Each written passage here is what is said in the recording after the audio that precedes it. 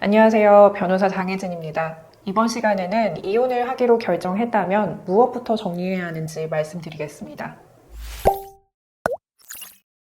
이혼을 하기로 마음 먹으셨다면 가장 먼저 이혼을 어떤 방식으로 진행할지 결정하셔야 합니다. 이혼 방법은 이해하기 쉽게 협의이혼, 조정이혼, 재판이혼으로 나눌 수 있는데요. 협의이혼은 말 그대로 부부 양 당사자가 이혼에 대해서 의사 합치가 이루어져서 협의를 통해서 이혼하는 절차입니다. 여기서 의사의 합치란 이혼한다는 것뿐만 아니라 재산분할, 양육권자, 친권자 지정 등 이혼과 관련한 전반 사항에 대해서 상호 조율하여 정리되는 것을 말합니다. 조정이혼은 이혼하겠다는 것에는 양 당사자가 동의하는 입장이지만 그 외의 것들, 예를 들면 재산분할이라든지 양육권자 지정 등에 대해서 합의가 되지 않는 경우에 조정기일에 출석해서 의사를 조율하며 이혼을 진행하는 절차를 말합니다. 재판이혼은 소송을 통해서 이혼하는 절차입니다. 우리나라는 조정전치주의라고 해서 재판상 이혼을 청구하게 되더라도 조정기일이 한번 잡히게 되거든요. 그런데 조정기일에 출석해서 조정이 성립되지 않는 경우에는 재판 절차로 넘어가게 됩니다. 그래서 재판에서 이혼을 다투게 되는 것입니다.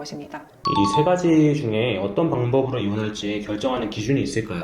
기준이 명확히 제시되어 있는 것은 아닙니다. 다만 부부 간에 예전부터 이혼에 대해서 계속 논의를 해왔고 양육권이나 재산 분할에 대해서 다 협의가 된 상황이라면 협의 이혼으로 진행하는 경우가 많고요. 그 밖에 다툼의 여지가 있다면 변호사의 도움을 받아서 조정 이혼이나 재판 이혼을 진행하는 경우가 많습니다. 그런데 최근에는 협의 이혼이 가능하더라도 조정 이혼을 통해서 이혼하는 추세입니다. 그럼 협의이혼보다 조정이혼을 더 선호하는 이유가 있나요?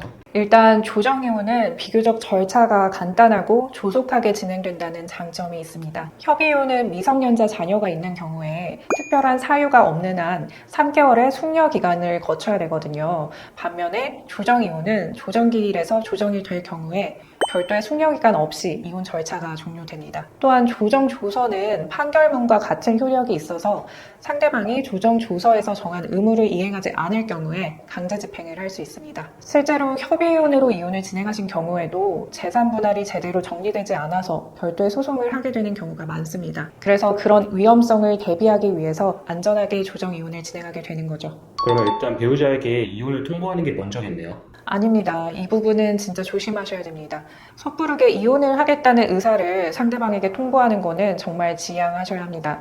상대방의 유책성을 입증하게 되는 경우에는 더욱이 관련 증거를 충분하게 확보한 후에 이혼 의사를 상대방에게 전달하는 것이 좋습니다. 예를 들어서 배우자가 외도를 하고 있다는 심증은 확실한데 관련 물증을 확보하지 못한 경우에 섣부르게 당신 바람피고 있는 거 알고 있다. 이거는 재판상 이혼 사유야. 그러니까 우리 이혼하자 라는 의사를 표현했다면 상대방은 오히려 증거를 다 삭제한 후에 내가 언제 그랬는데? 증거 대박 이러면서 우리발을 내밀 수도 있는 거죠. 그리고 재산 분할에 있어서도 주된 재산이 상대방 명의로 되어 있다면 그 재산을 상대방이 처분하지 못하도록 가압류를 할 필요가 있습니다. 보통 이혼하겠다는 말을 들으면 재산 분할로 그 재산을 배우자에게 내어주기 싫거든요.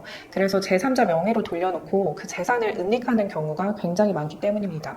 이혼 소송에서 주로 다투는 쟁점은 뭔가요? 솔직하게 말씀드리면 재산 분할에 대해서 주로 첨예하게 대립합니다. 예전에는 부부 재산을 한데 모아서 관리하는 방식이 흔했고 그래서 재산을 늘리는데 누가 얼마나 기여했는지를 중심으로 다툼이 형성되는 경우가 많았습니다. 그런데 요즘은 맞벌이가 늘어나면서 부부가 재산을 각자 관리하는 경우가 많아졌죠. 그러다 보니 소송에서는 오히려 생활비를 누가 어떤 방식으로 부담했는지 같은 지출 구조가 쟁점이 되는 일이 많습니다. 예를 들어 지난달 생활비는 내 카드로 결제했다라고 주장하거나 배달 음식은 내가 결제했다. 자녀 교육비는 항상 온전히 내가 부담하고 있다.